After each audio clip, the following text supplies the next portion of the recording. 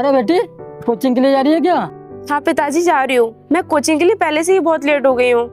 अरे बेटी, लेट तो हो गई, मैं तेरी कोचिंग के लिए पैसे लेकर आया हूँ, वो ले जाती। पिताजी आज तो मैं लेट हो गई हूँ। कोचिंग के लिए पैसे मैं कल ले जाऊंगी।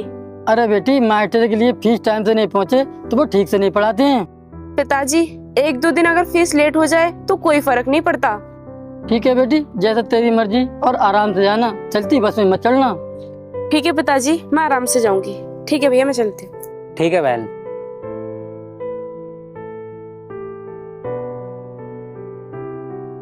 पिताजी, तुम मुझे एक बात बताओ, इतने सारे पैसे कहाँ से लेकर आए हो? हमारे पास कुछ काम धंधा तो है नहीं, हम कैसे चुकाएंगे वो पैसे? बेटा तू एक बात बता, अगर हमारे पास पैसा नहीं होगा तो मैं इसकी पढ़ाई छुटवा दूं क्या? बड़ी पढ़ाई के लिए बड़ी कोचिंग चाहिए, जब जाकर कोई अच्छी नौकरी मिलती है। और रही बात पैसे की, पैसा तो आते जाते रहता है, आज हमारे पास नहीं है, कल हो भी सकता है। पिताजी, ये बात सिर्फ कहने में अच्छी लगती है, और कोचिंग में भी बहुत पैसा खर्च होता है। मैं तो कह रहा हूँ पिताजी, इतना पैसा खर्च करना सही नहीं है। कहीं ऐसा ना हो पैसे भी खर्च हो जाए, नौकरी भी ना लग पाए, फिर हम कर्ज कैसे चुकाएंगे? ना बेटा, ऐसी बात मुझसे तो तूने कह दी, उसके सामने भूल के भी मत कहना। मुझे अपनी बेटी पे पूरा भरोसा है। ठीक है पिताजी, आप तो मुझसे ज्यादा समझदार हो, जैसा आपको ठीक लगे वैसा करो। देख बेटा, मैंने अनुष्का को कोई बेटी नहीं माना है, बेटी की तरह पाला है। और रही बात काम की, काम तो कहीं ना कहीं मिल ही जाएगा, और हमारा कर्जा भी उतर जाएगा, फिर सारे काम ठीक हो जाएंगे। तू बस भगवान पे भरोसा रख। पापा, कर्जा तो उतर जाएगा, पर ये तो बता दो पैसे किससे लाए हो? चल ठीक है बेटा, तू पूछता तो तुझे मैं बताता हूँ। मैं पैसे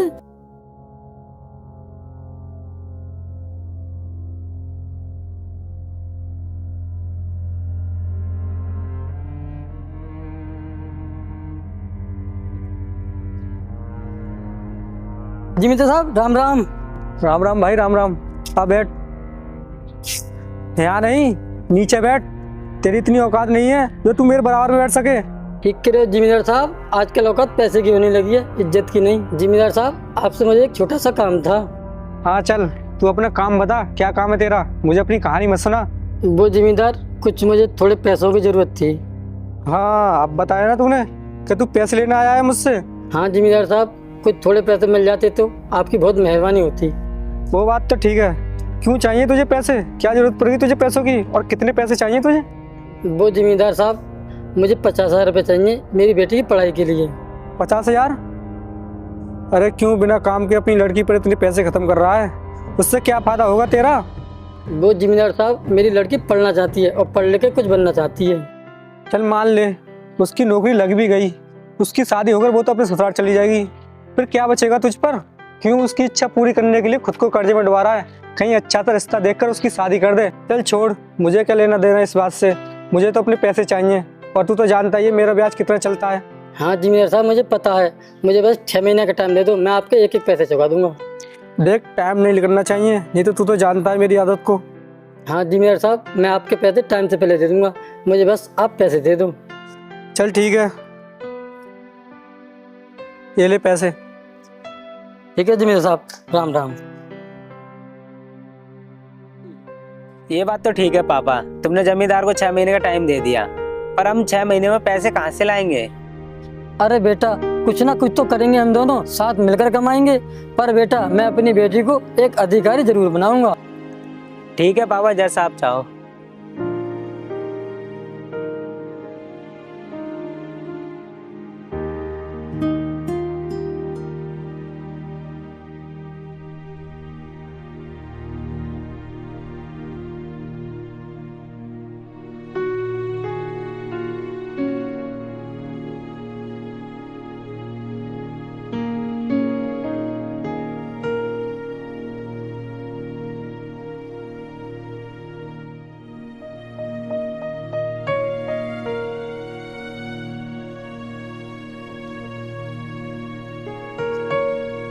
आगे बहन कोचिंग से?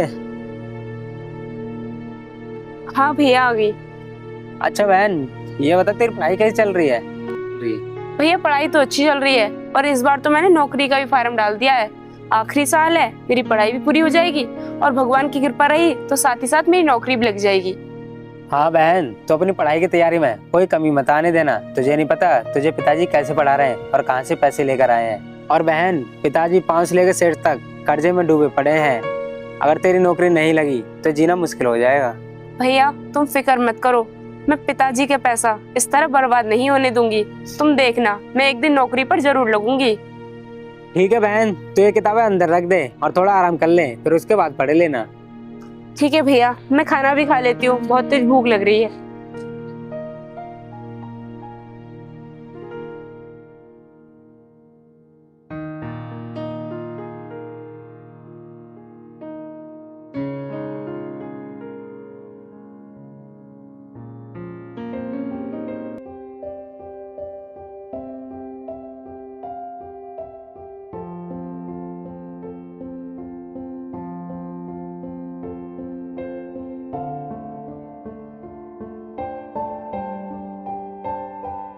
अरे बेटी, पढ़ रही है क्या?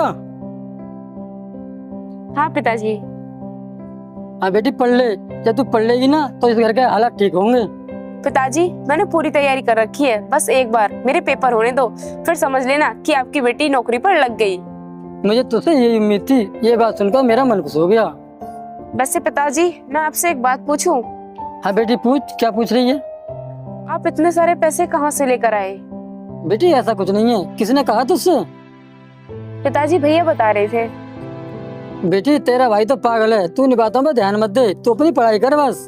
पिताजी आप मेरी पढ़ाई के लिए अपने सिर पर कर्ज मत करो, मैं घर में ही पढ़ लूंगी।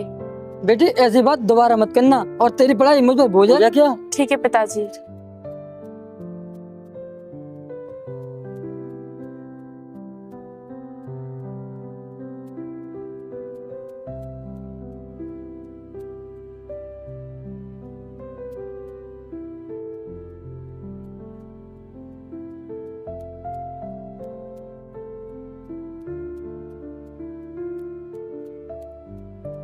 अरे यार, कल मैंने कुंवरपाल को पैसे दिए थे, मुझे तो याद ही नहीं रहा। अरे मनोज, जरा डायरी लेकर आना।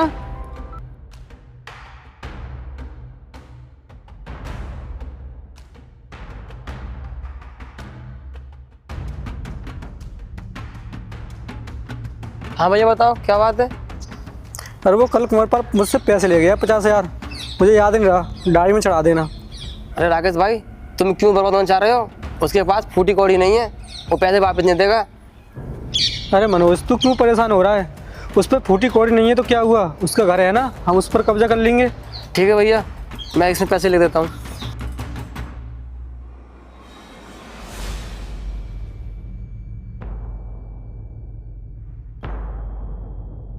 ठीक है, मैंने पैसे में लिख दिए।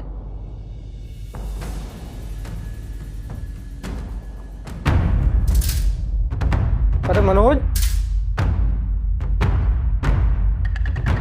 हाँ भैया। अरे वो कुंवरपाल से पैसे वापस आए हैं नहीं? उसने 6 महीने के लिए बोला था। राकेश भाई अभी तो आए नहीं है पैसे, उसने 5 तारीख को बोला था, आज 28 तारीख हो गई। तो फिर तू बता क्यों नहीं रहा है कि पैसे अभी तक नहीं आए हैं? भैया मुझे याद नहीं रहा आपको बताने के लिए। तो फिर क्या करेगा वो, हमारे पैसे देगा या नहीं? कहीं भूल तो नहीं गया है पैसे लेकर? तो ऐसा करते हैं, उसे घर चलते हैं, देखते चलकर क्या कंडीशन है उसकी, पैसे देगा या नहीं। चल ठीक है, चल चलते हैं।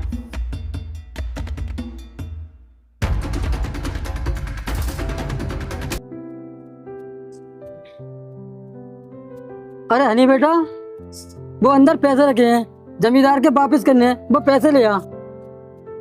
पिताजी पैसे दे तो देते, पर थोड़े से पैसे कम हैं। कोई बात नहीं बेटा, इतने हैं उतने ला के दे दे, बाकी मैं जमींदार के हाथ जोड़ लूंगा, थोड़ा टाइम और मांग लूंगा। पापा ऐसा आदमी नहीं है वो, पूरे गांव में उसका नाम चलता है, और उसके पैसे 2 दिन लेट हो जाएं तो सीधा घर चला जाता है उसकी बेइज्जती करने के लिए। इसीलिए तो कह रहा हूँ, इतने पैसे हैं उतने जाकर दे दो। अगर घर आ गया तो वो खामखा ड्रामा करेगा, अगर अनुष्का के सामने आ गया तो अच्छा नहीं रहेगा। तू पैसे ले आ। ठीक है पिताजी, अभी लेकर आता हूँ।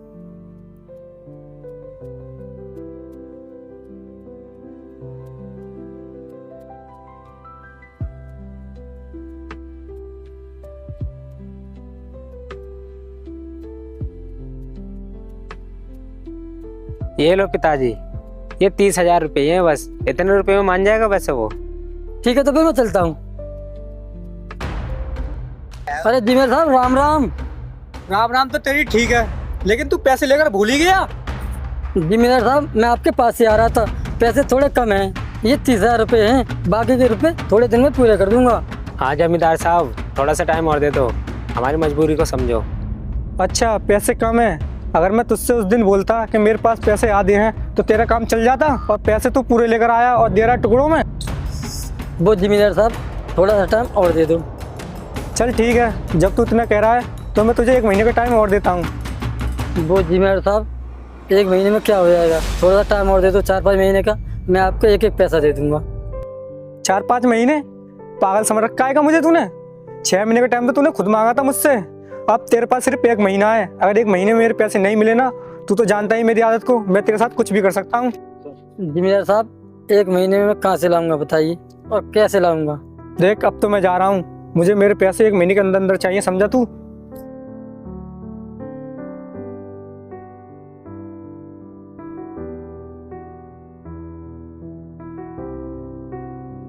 अरे मनोज भाई, ये लड़की कौन है? अरे राकेश भाई, ये कुमार पाई की लड़की तो है जिसके इसने कर्जा ले रखा है और ये अधिकारी की तैयारी कर रही है। ये कोई तैयारी करने की उम्र है, ब्याह करने की उम्र है। चल खैर कोई बात नहीं, चलते हैं। पिताजी ये दोनों कौन थे? बेटी ये गांव के जिम्मेदार हैं। फिर ये लोग यहाँ पर क्या करने के लिए आए थे? बहन, मैंने तुझे बताया था ना, पापा ने पैसे उधार ले रखे हैं, वो इनसे लिए थे और इसलिए वो अपने घर पर आए थे पैसे मांगने। लेकिन पिताजी आप तो मुझसे मना कर रहे थे, फिर ये लोग घर क्यों आए थे? बेटी मैंने तुझसे कहा था ना, इन बातों पर ध्यान मत दे, मेरा फर्ज है तुझे पढ़ाना, मैं तो अपना फर्ज निभा रहा हूँ। ठीक है पिताजी।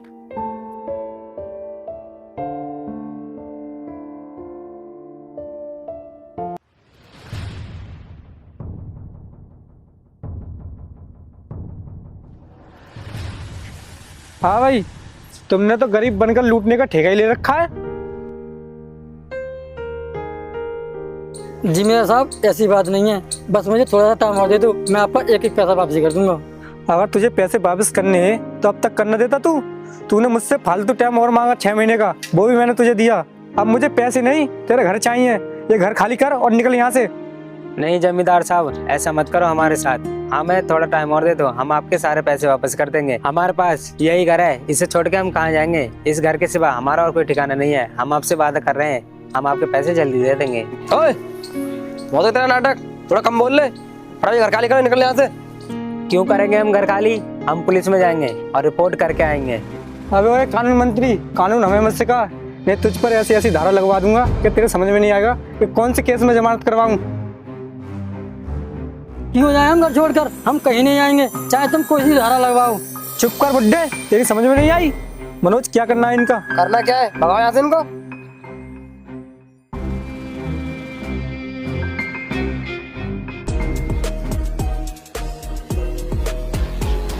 अरे राकेश भाई, ये पुलिस वाले साथ में कहाँ से आ रहे हैं?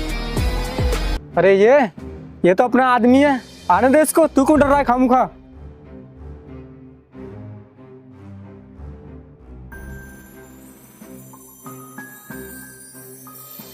पिताजी अब आपको चिंता करने की कोई जरूरत नहीं है, क्योंकि अब मैं आ गई हूँ। तू आई तो क्या तोप चलाएगी? इंस्पेक्टर देख क्या रहे हो, निकालो इन्हें घर से बाहर। घर से कौन निकालेगा ये तो वक्त ही बताएगा। इंस्पेक्टर गिरफ्तार कर लो इन लोगों को। जी मैडम। चलो रे, अब थाने चलो। इंस्पेक्टर क्यों गिरफ्तार करेगा हमें? इंस्पेक्टर तो हमारा आदमी है। और गिरफ्तार होगा तेरा बाप। तेरे बाप ने हमसे कर्जा लिया था। कर्जा लिया है ना? ये पकड़ अपने पैसे, अब अपना हिसाब बराबर। और इंस्पेक्टर तुम क्या देख रहे हो, गिरफ्तार करो ने, और जो धारा लगी ना वो लगा ही देना। इंस्पेक्टर भूल गया क्या हमें? अबे मेरा नाम मत ले, ये लड़की एसडीएम है। चुपचाप चल, वरना मेरी भी नौकरी खतरे में पड़ जाएगी। चलो।